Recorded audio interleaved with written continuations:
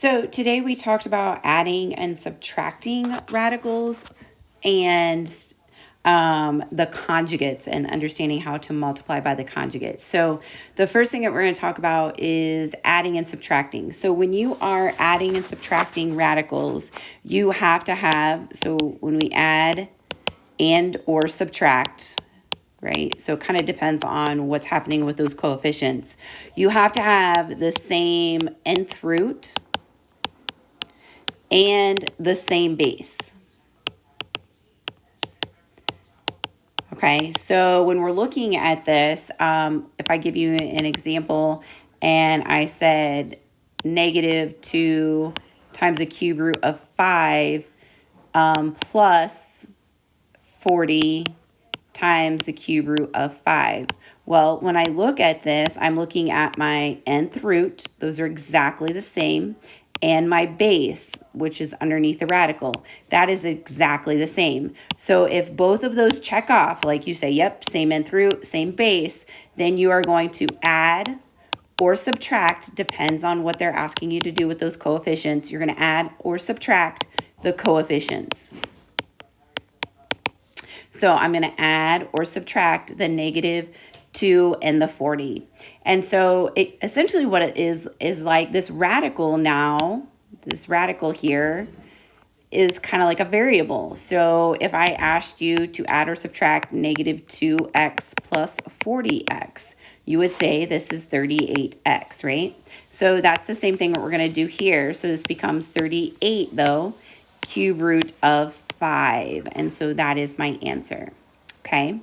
Now, if they don't have the same nth root, so I'm not same nth root, I'm saying the same base. So you don't have any today without the same nth root. So let's say I give you 5 times the square root of 3 plus the square root of 12. So let's take a look here. We have the same nth root because it's a square root, but we don't have the same base, right? So we have to have the same base. So what you have to do is you have to simplify. So we're going to simplify this base. So that's 4 times 3. So this becomes 2 square root of 3. So this is stuff you've already learned. And so now I have 5 square root of 3 plus 2 square root of 3. So I can combine now my coefficients, 7 square root of 3, because my radical and my nth root is exactly the same, right? So this is my answer. Okay, then we're going to look at understanding how to multiply the conjugate. So the conjugate, I like students to think of like the difference of squares when we're doing this, okay? So I just kind of put that in quotes because it's not really difference of squares, but it's that same concept, okay? So I'm going to give you an example, and I'm going to say 4 over 4 minus the square root of 5. Okay, I'm going to put parentheses around this, the denominator, because this is a binomial. So anytime I have addition or subtraction here, right? We have this addition or subtraction here. I cannot separate this 4 and this negative or square root of 5, okay? I can't separate these two. They have to stay together. But I do have to multiply by something to get rid of this guy. Can't have this radical in the denominator.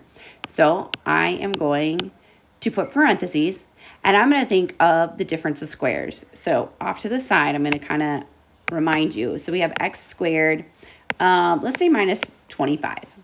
This is a difference of squares, right? So we have x squared, we have x times x, and then 25 is a perfect square, so we have our 5 and our 5. We have a negative, so one is positive and one is negative, right? This is a difference of squares. And when we distribute, we get x squared, we get negative 5x plus 5x minus 25. And what happens to our middle terms? They cancel out, right? And so we end up with x squared minus 25 when we find the product. So we are going to multiply, kind of like the same thing. We're going to have our first term the same, our last term the same, just like a difference of squares. This is a negative, so this is going to be the opposite. and I have to multiply the top also, the numerator, by the same thing. Okay, we're going to multiply straight across. So think of your difference of squares. Technically, all you need is your first term and your last term multiplied together because the middle terms cancel out, right? Okay, so we're going to multiply our first terms. So we get 16. Multiply our last terms. It will always be negative because we have a negative and a positive every single time. You'll have opposite signs. And then square root of 5 times square root of 5, which is square root of 25. Now I'm going to bring my numerator over. Remember, I'm going to keep that 4 plus the square root of 5 in parentheses. It's a binomial. I'm going to distribute now. So 4 times 4 is 16. 4 times the square root of 5. Well, that 4 is a whole number, so it has to stay outside that square root, because we learned before that you can only multiply when the square roots are exactly the same and under that square root, over 16 minus the square root of 25, which is 5, right? Then I have 16 plus 4 square root of 5 over 11. And this is my answer.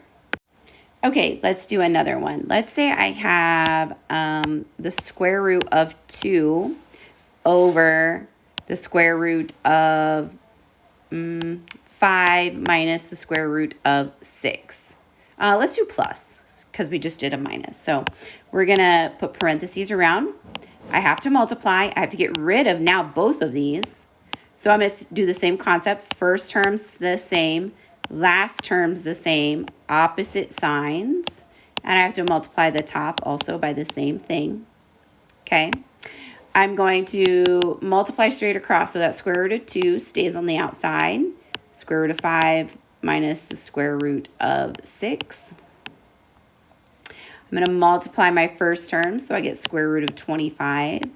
Multiply my last term, it will always be negative, so square root of 36. Then I'm going to distribute. Now I can multiply because I have square root of 2 times the square root of 5. So I get the square root of 10. And then I get the square root of 2 times the square root of 6. So I get the square root of 12. The square root of 25 is 5. The square root of 36 is 6. Then I have to stop and think, can I simplify my numerator? So can I simplify square root of 10? Is there a perfect square? Hopefully we're all going to say no, right? So 4 can't not go into 10, so square root of 10. Then I'm going to look at my square root of 12. Hopefully we're going to say yes, right? 4 times 3, 4 is your perfect. And then 1 minus 6, so we have a negative 1 on the bottom. And so then I have square root of 10 minus 2 square root of 3 over negative 1. You could leave it like this with this negative 1. That's perfectly fine. Or you could distribute that negative 1 because technically that negative 1 could be on the outside of the square root of 10 minus 2 square root of 3 means the same thing. And you could distribute, so we get negative square root of 10 plus 2 square root of 3. Okay, so you could just leave it like this if you would like. Either one of these would be correct for now. Let me know if you have any questions.